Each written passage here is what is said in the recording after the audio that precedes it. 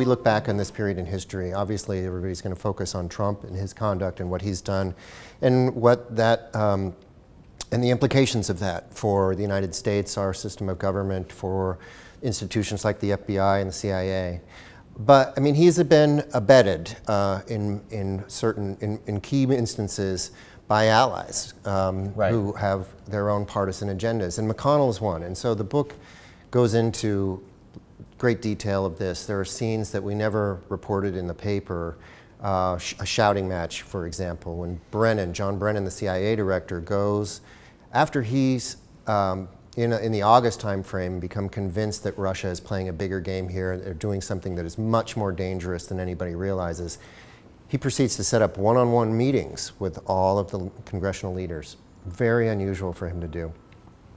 Gets to McConnell, starts to lay out the evidence, what Russia's doing. They're trying to help Trump.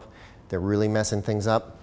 And McConnell not only says he will not go along with calling out Putin, but then warns, I am, however, prepared to call you out and call out Obama if you try to do this, if you try to say that Russia's helping Trump. I'll accuse you of interfering in the election.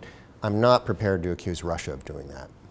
And you could argue that that sets the table for what comes later. Right? Exactly, right? I mean, it's a threshold moment. I think it wasn't always this way. I mean, there were, if you look back in Watergate, and it was the key Republicans who were turning on the president, who were putting concern for the country ahead of their partisan interests, right?